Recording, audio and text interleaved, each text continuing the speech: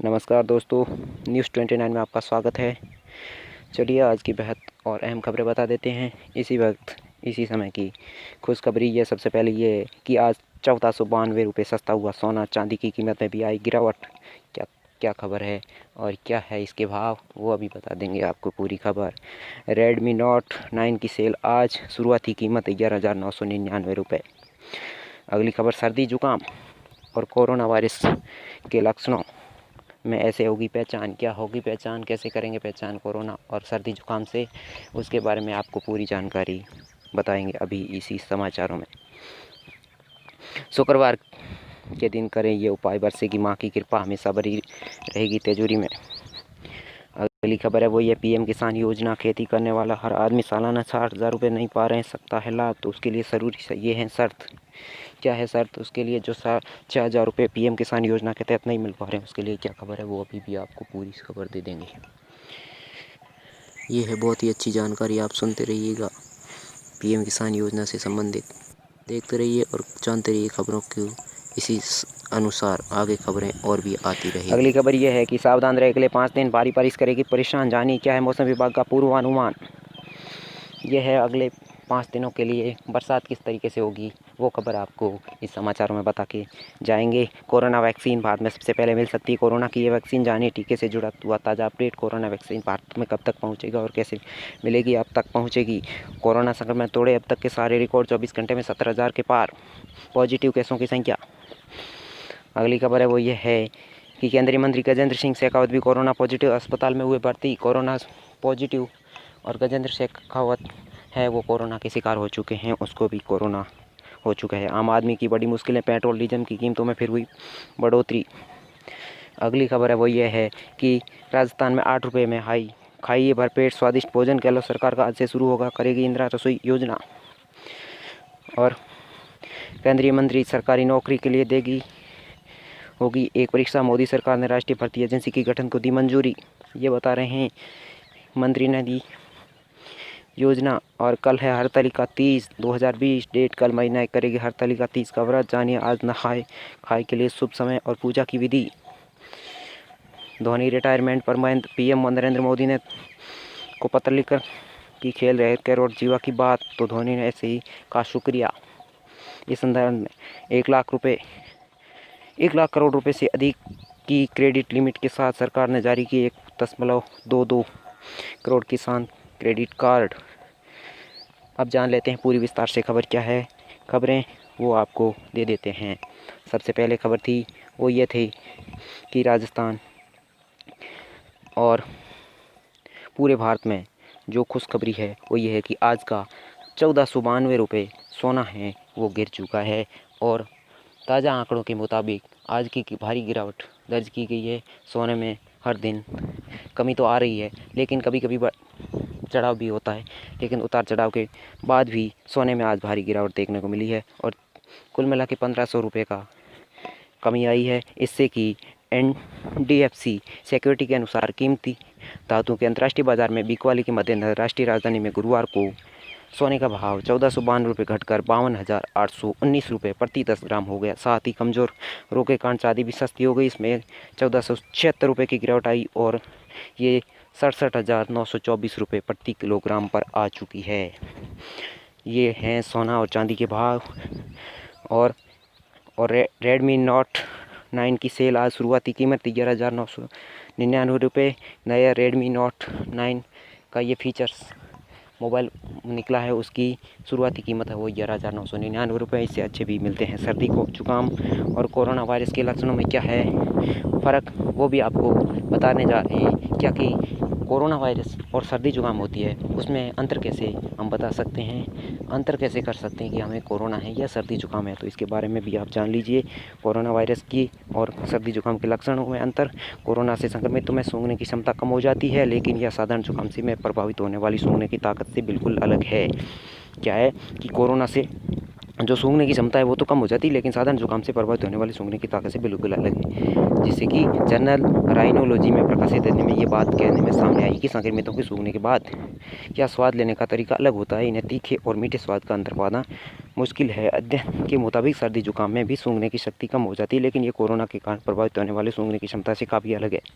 East England university में सूंघने की क्षमता से जुड़े विकास के एक्सपर्ट यूरिम की रिपोर्ट से ये सुझाव आपको मिला है। तो इसके अनुसार आप अपना अंतर समझ सकते हैं कि इसकी सूंघने की क्षमता है वो अलग है और इसकी सूंघने की वो भी अलग है, दोनों में अंतर है। अगली खबर है वो ये पीएम किसान योजना से वो 6,000 रुपये की जो राशि मिलती है वो अगर आप ज़रूरी शर्तें पूरी नहीं करते हैं तो आपको नहीं मिल पाएगी। तो इसमें क्या है शर्त और क्या है बात, इसके बारे में हम बताएंगे आपको पूरी डिटेल। जो केंद्र सरकार की योजना है कि हर बार 6,000 रुपये 2-2 हज़ार की किस्तों में 3 किस्तों में मिलती है, वो 8.5 करोड़ किसानों को छठी किस्त के तौर पर 17,000 करोड़ रुपए जारी किए हैं केंद्र सरकार ने। और वो नियम अब बदल गए हैं, किससे नहीं मिलेगा योजना का लाभ, किसको मिलता है और किसको नहीं मिलेगा। जो किसको नहीं मिलता है उसके बारे में बता देते हैं।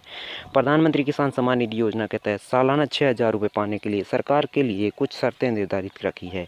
पहली यह है कि किसानों के नाम से ज़मीन होनी चाहिए, उसके नाम से अगर ज़मीन है तो ही उसको 6,000 रुपये की रकम राशि है वो मिल पाएगी, अन्यथा नहीं मिल पाएगी। पहली यह किसानों के नाम से ज़मीन होनी चाहिए। और दूसरी बात यह है कि कोई व्यक्ति खेती करता है और उसके नाम से खेती योग्य ज़मीन नहीं है तो उसे इस योजना का लाभ नहीं मिलेगा।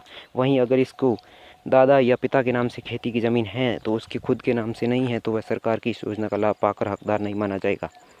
अगली शर्त यह है कि इसके साथ ही अगर किसी व्यक्ति के नाम से खेती योग्य ज़मीन है लेकिन वह किसी सरकारी विभाग में कर्मचारी है या अपने पद से रिटायर हो चुका है, डॉक्टर, वकील, चार्टर्ड अकाउंट या प्रोफेशनल है, तो उसे भी सरकार की इस योजना का लाभ नहीं मिलेगा। इतना ही नहीं, यदि किसी व्यक्ति के पास खेती योग्य ज़मीन है और उसे हर महीने न्यूनतम 10,000 रुपये की पेंशन मिलती है तो वह भी इसका लाभ नहीं मिल पाएगा।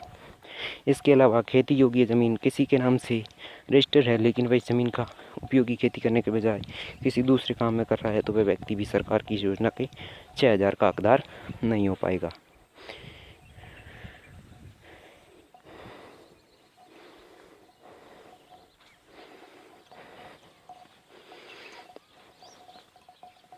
ये है अहम खबरें।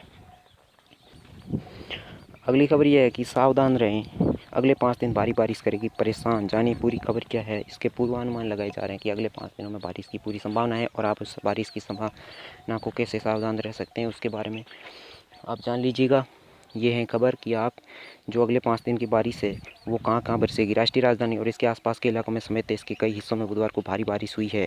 दिल्ली और इसके आसपास की बारिश के बाद जलाव में से जनित प्रभावित रहा है। और अगर आप रात भर की बारिश होने से परेशान हैं तो ये खबर भी पढ़ लीजिए, बारिश का जान लीजिए इस खबर के बारे में। और कहर अभी और आगे जाने वाला है। भारतीय मौसम विज्ञान IMD ने बताया कि मध्य भारत के हिस्सों में अगले 5 दिन तक भारी बारिश की संभावना। राष्ट्रीय राजधानी और इसके आसपास के इलाकों में समेत देश के कई हिस्सों में बुधवार को भारी बारिश हुई और दिल्ली और इसके आसपास के इलाकों में भारी बारिश के बाद जल जमाव से जनहित प्रभावित है।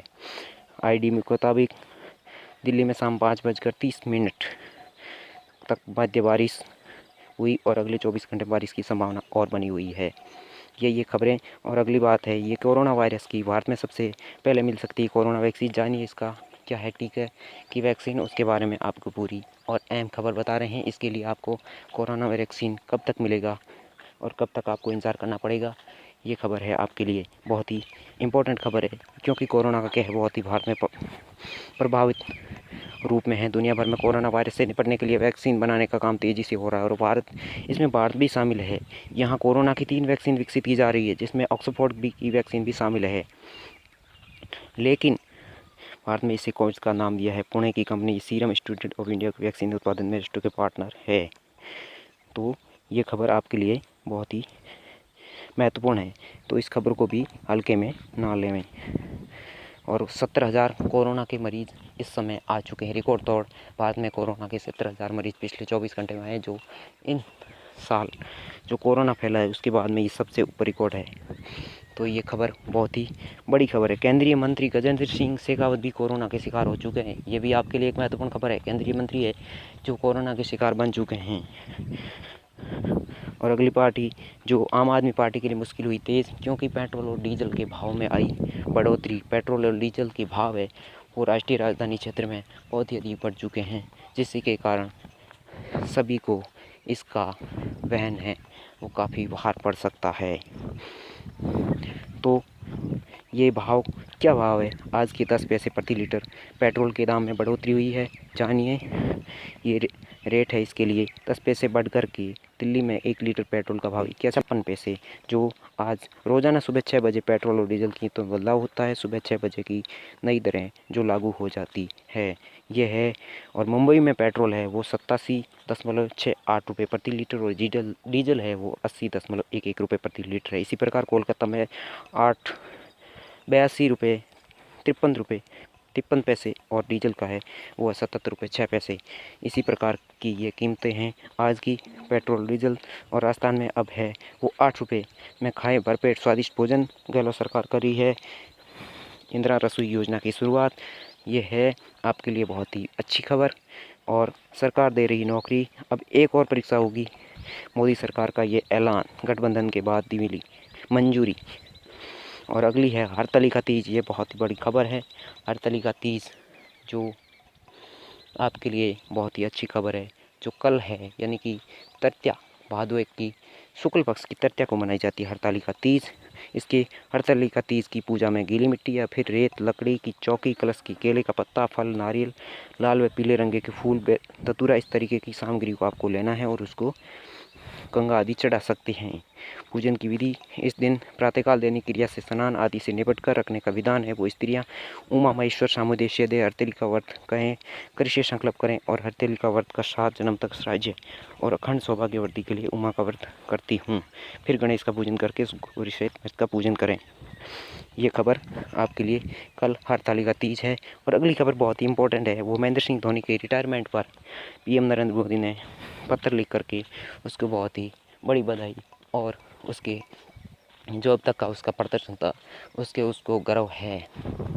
पीएम ने उसने भारतीय क्रिकेट के कैप्टन कुल महेंद्र सिंह धोनी ने 15 अगस्त को अंतर्राष्ट्रीय क्रिकेट से संन्यास की घोषणा के बाद आज ट्वीट कर प्रधानमंत्री नरेंद्र मोदी को धन्यवाद कहा। महेंद्र सिंह धोनी के संन्यास लेने के बाद प्रधानमंत्री नरेंद्र मोदी ने उन्हें पत्र लिखकर उनके खेल और देश के प्रति उन्होंने जो जिम्मेदारी निभाई उसकी प्रशंसा की।